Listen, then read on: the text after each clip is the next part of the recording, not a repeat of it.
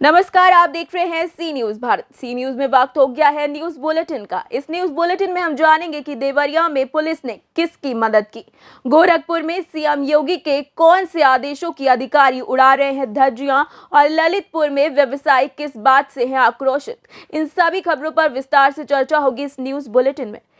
गया जिला के बाराचट्टी प्रखंड अंतर्गत दीवानिया पंचायत के दीवानिया हाई स्कूल के प्रांगण में 29वीं एसएसबी वाहिनी बीबी पेस्टा के सौजन्य से मानव चिकित्सा शिविर का आयोजन किया गया, जिसमें ग्रामीण महिला, पुरुष एवं बच्चों को इलाज के साथ साथ पर्यावरण सुरक्षा की दृष्टि को देखते हुए सैकड़ों पौधों का वितरण भी किया गया।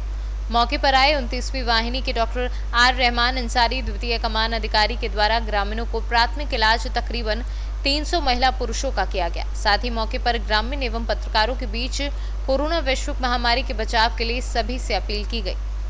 साथ ही सोशल डिस्टेंसिंग का पालन भी किया गया। गया से कैमरा पर्सन अर्जुन केशरी के साथ अशोक शर्मा की रिपोर्ट। आज तरकुलवा क्षेत्र अंतर्गत कस्बे में साप्ताहिक बाजार की भीड़ भाड़ थी, जिसमें गश्त पर प्रभारी निरीक्षक में वाहन हमराही निकले थे कि कस्बे से कुछ ही दूरी पर एक गर्भवती महिला निवासिनी नारायणपट्टी मीरा देवी अपने पति भोला कुशवाहा के साथ दर्द से चिल्ला रही थी, किंतु अत्यधिक भीड़ होने के कारण कोई भी उसे अपने वाहन से अस्पताल नहीं पहुंचा रहा था। जहां पर प्रभारी निरीक्षक तरकुलवा प्रदीप शर्मा अपने वाहन से पहुंचे और तत्परता दिखाते हुए तत्काल महिला को सरकारी वाहन से नजदीकी सीएससी, जिसकी दूरी लगभग 1 किलोमीटर है, वहां पहुंचाया, जहां पर महिला द्वारा अपने बच्चे को जन्म दिया गया। तत्पश्चात प्रभारी निरीक्षक वहां से वापस अपने कार्य हेतु रवाना हुए। महिला द्वारा बच्चे को जन्म देने के उपरांत उसने कहा कि मैं इसे पुलिस बनाऊंगी, जिससे ये ऐसे ही लोगों की मदद कर सके। थाना तरकुलवा पुलिस ने एक मानवीय संवेदना के उच्चतम आदर्शों के तहत कार्य किया है, जिसमें वहाँ बाजार होने की वजह से कल बहुत भीड़ लगी हुई थी और एक महिला प्रसव पीड़ा से व्यथित थी। उसको अस्पताल जाने का रास्ता नहीं मिल पा रहा था। थानाध्यक्ष कहीं से उस रास्ते गुजर रहे थे। उन्होंने उस महिला को सड़क पर तड़पते हुए देखा। तुरंत अपनी गाड़ी में उसे अपने कर्मचारी, जो महिला कर्मी थी, उनके माध्यम से उठवाकर गाड़ी में रखवाया और गाड़ी में अपने ले करके तत्काल हॉस्पिटल पहुंचे। और हॉस्पिटल पहुंचते पहुंचते उस महिला को एक पुत्र रत्न की प्राप्ति हुई। महिला बहुत ही प्रसन्न है और वो ये कह रही है कि हम अपने बच्चे का नाम ही सिपाही रखेंगे। और एक ये अच्छा अनुकरणीय कार्य तरकुलवा के इंस्पेक्टर देवरिया से सी न्यूज संवाददाता दुर्गेश जायसवाल की रिपोर्ट। एक और उत्तर प्रदेश के मुख्यमंत्री ने भ्रष्टाचार पर जीरो टॉलरेंस की नीति बना रखी है। वहीं उनके जिले के नगर पंचायत कस्बा संग्रामपुर उनवल के वार्ड नंबर 14 में कन्या स्कूल के समीप हो रहे पिंक शौचालय निर्माण में घटिया किस्म के ईंट का प्रयोग हो रहा है। बताते चले कि जिस स्थान पर शौचालय बन रहा है उस जगह धर्मशाला व पार्क बनवाने के लिए प्रस्ताव पारित हुआ था, लेकिन ठेकेदार व वार्ड के प्रतिनिधि की वजह से घटिया शौचालय का निर्माण हो रहा है, जिसके कारण आसपास के लोगों में विरोध व्याप्त है। वहीं नगर पंचायत उनवल के जिम्मेदार अधिकारी अभी तक इस मामले पर चुप्पी साधे हैं। गोरखपुर से सी न्यूज संवाददाता कृष्ण मोहन सैनी की रिपोर्ट। बैंकों में वित्तीय लेन देन पर लगने वाले शुल्क में हो रही मनमानी पर रोक लगाए जाने व रोजगारी न लिए जाने को लेकर फेडरेशन ऑफ ऑल इंडिया व्यापार मंडल के जिलाध्यक्ष सुमित अग्रवाल के नेतृत्व में ललितपुर जिलाधिकारी को ज्ञापन सौंपा गया। ज्ञापन में बताया गया कि प्रधानमंत्री कैशलेस वित्तीय लेन देन को बढ़ावा दे रहे हैं, डिजिटल लेन देन के लिए जनता को प्रोत्साहित कर रहे हैं। वहीं दूसरी ओर सभी सरकारी व प्राइवेट बैंकों में वित्तीय लेन देन पर लगने वाले शुल्क के नाम पर उपभोक्ताओं से खुली लूट कर रहे हैं। चालू खाता व बचत खाते में मिनिमम बैलेंस से लेकर cheque, ATM transaction, RTGS, immediate payment service, fund transfer, maintenance charge, SMS charge, statement charge सहित ऋण दस्तावेजों के लिए शुल्क को बढ़ाकर इतना अधिक कर दिया है कि आम आदमी एवं व्यापारी सभी परेशान हैं। नकद लेन देन करने वाले व्यापारियों पर यह शुल्क इतना अधिक पड़ रहा है कि जिससे कई व्यापार बुरी तरह से प्रभावित हो रहे हैं। सभी बैंकों के शुल्क अलग अलग हैं। कई बार ग्राहक के खाते से बगैर सूचना दिए पैसे काट लिए जाते हैं। वर्तमान में बाजार प्रतिस्पर्धा के चलते 2 से 3% तक के मुनाफे पर व्यापार हो रहा है, लेकिन अधिक बैंक शुल्क के चलते बैंक एक तरह से जबरदस्ती के मुनाफे का हिस्सेदार बन गया है। अधिकतर बैंक रोजगार लेने में आनाकानी कर रही है, जिससे व्यापारियों की कारोबारी रकम खत्म होने की कगार पर है, जिससे कि व्यापारियों का बैंक से मोह भंग हो रहा है और व्यापारी नकद लेन देन की ओर वापस हो रहा है। ये मांग है जो हम लोग बैंक में टर्नओवर करते हैं, पैसे जमा करने जाते हैं, क्योंकि सब ट्रांजैक्शन उन लोगों ने बैंक द्वारा कर दिए। कोई भी आप अगर पेमेंट कहीं भेजते हैं तो बैंक द्वारा करो। चेक भी अगर आप करते हैं तो अगर जैसे हम लोगों के पास पेमेंट छोटे पे नोट है 10 के 20 के, तो ये लोग लेते ही नहीं हैं कभी। इनके लिए चाहिए 500 के चाहिए, 2000 के नोट चाहिए, 100 के चाहिए, तो ये लोग जमा करते, बाकी नहीं तो करते नहीं है, भगा देते हैं हम लोगों के लिए। अच्छा, और कोई भी ये लोग हम लोगों को ये इज्जत नहीं देते कि आप थोड़ी देर खड़े हो जाइए, आप बाहर रुकिए, हम कर देंगे। ये तो धुतकार के भगा देते। ये नोट तो ये समझते कि हम लोग कचरा लेके आए, नोट नहीं है ये। तो हम लोगों को सब में ज़्यादा प्रॉब्लम यही होती है। आज व्यापार में भी परेशानी है, और फिर बैंक में अगर ट्रांजैक्शन करने नोट जमा करने जाओ तो कोई पैसे जमा करता नहीं है। तो हम लोग कहाँ जाए ये पैसे लेके, आप बताएं। विशेष तौर पे कौन कौन से बैंक जो है इस तरीके सब से? में ज़्यादा परेशानी तो अपने स्टेट बैंक से है। स्टेट बैंक है, कभी भी आप हमें नहीं, आप चले जाइए कभी भी, उन्हें देख लीजिए पैसा जमा कैसे करते वो लोग। वो तो ये समझते पुल अधिकारी, वो तो ये कहते आप कहीं से बात कर ले, मेरा कुछ नहीं कर पाएंगे आप लोग। बहुत बदतमीजी से बात करती। किस संगठन से आज? हम लोग उद्योग व्यापार मंडल से हैं। हमारे अध्यक्ष साहब हैं सुमित अग्रवाल। ललितपुर से सीनू संवाददाता राहुल साहू की रिपोर्ट। प्रेस क्लब कोटा की वार्षिक आम सभा में अध्यक्ष गजेंद्र व्यास की वर्तमान कार्यकारिणी की सदन द्वारा बहुमत के आधार पर फिर से 2 वर्ष के लिए कार्यकाल को बढ़ाकर संचालन का दायित्व सौंप दिया है। सचिव जितेंद्र शर्मा ने बताया कि आम सभा में अध्यक्ष गजेंद्र व्यास ने कार्यकारिणी को 2 वर्ष के लिए पुनः संचालन करने का प्रस्ताव रखा, जिसे सदन द्वारा पूर्ण बहुमत देकर फिर से वर्तमान कार्यकारिणी को संचालन करने का दायित्व सौंप दिया। सदस्यों द्वारा बहुमत देने की घोषणा के साथ ही पूरा सदन तालियों की गड़गड़ाहट से गूंज उठा और अध्यक्ष गजेंद्र व्यास की पूरी टीम सचिव जितेंद्र शर्मा, वरिष्ठ उपाध्यक्ष राजेंद्र सिंह हांडा, उपाध्यक्ष प्रताप सिंह तोमर, सह सचिव गिरीश गुप्ता, कोषाध्यक्ष रघुवीर कपूर शमी, सदस्य संजीव सक्सेना, माल सिंह शेखावत, रमेश गौतम, नितिन शर्मा, संजीव सक्सेना, नीरज सिंह राजावत का माला पहनाकर अभिनंदन किया गया। कार्यक्रम का संचालन सचिव जितेंद्र कुमार शर्मा द्वारा किया गया। आज 9 मार्च को प्रेस क्लब कोटा की साधारण सभा का आयोजन हुआ, जिसमें प्रेस क्लब के सदस्यों ने हमारी टीम को एक बार फिर सेवा का अवसर प्रदान करते हुए बहुमत से 2 साल के कार्यकाल की वृद्धि दी। हमने 2 साल में प्रेस क्लब सदस्यों के हितों के लिए जो काम किया और सदस्यों के सम्मान के लिए जो कार्य किया, उसकी प्रशंसा करते हुए हमें एक बार फिर 2 वर्ष के कार्यकाल का अवसर प्रदान किया गया है। हमारा 4 वर्ष के 2 कार्यकालों के बाद लगातार तीसरी बार सदस्यों ने हमारी कार्यकारिणी पर और टीम पर जो विश्वास व्यक्त किया है, मैं उसके लिए सभी सदस्यों का आभार व्यक्त करता हूं।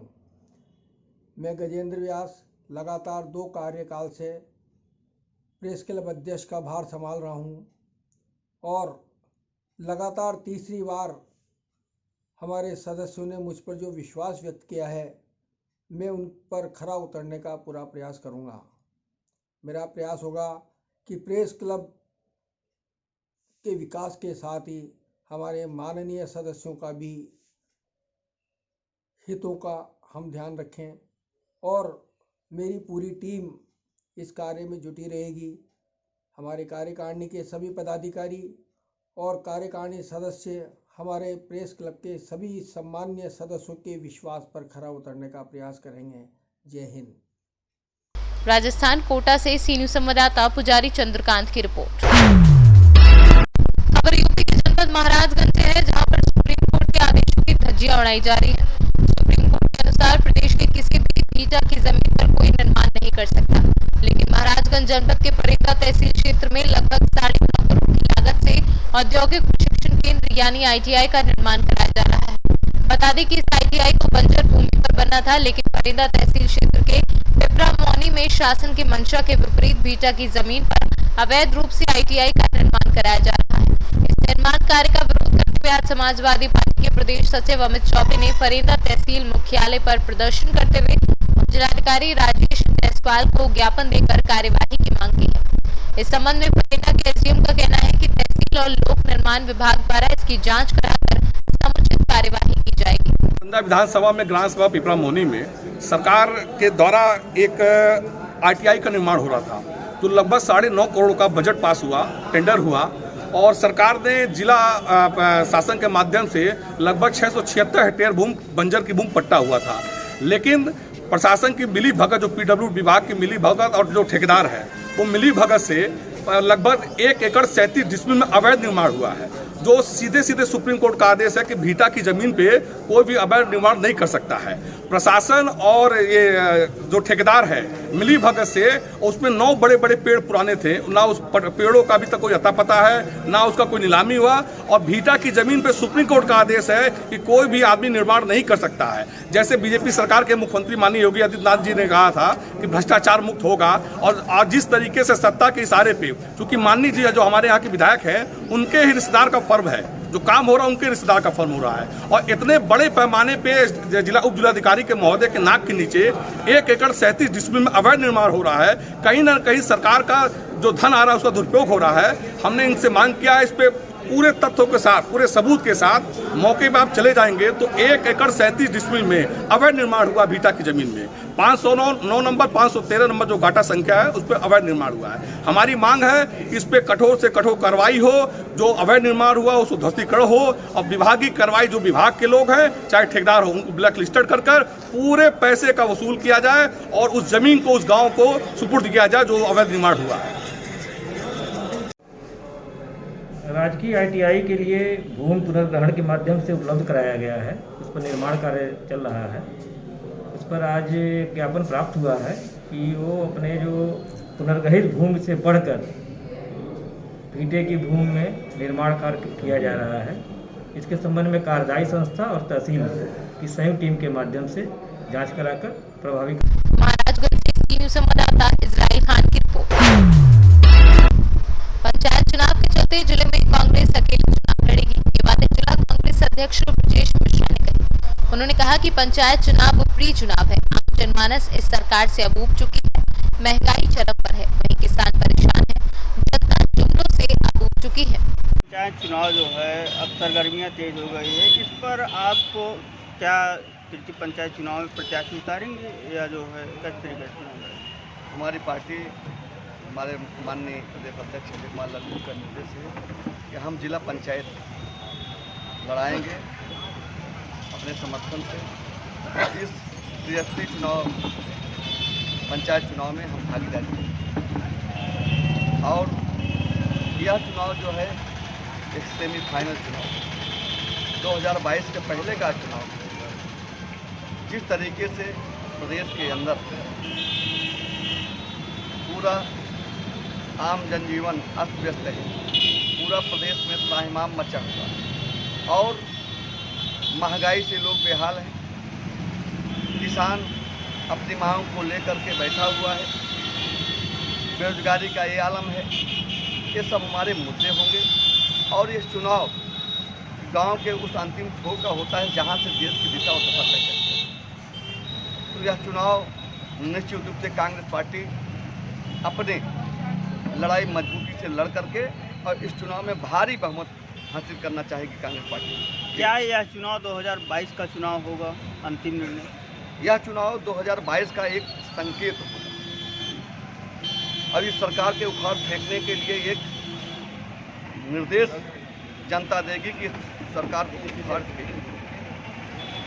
जिस तरीके से पूरे देश में पेट्रोल और डीजल को लेकर के जो है महंगाई चरम सीमा पर है, इस तरीके का क्या आपका इस पर क्या कहना है? इस समय जो डीजल और पेट्रोल की महंगाई है, आप तो जान ही रहे हैं। डीजल 83 रुपये में 84 रुपये लीटर है, पेट्रोल 95 रुपये लीटर बिक रहा है।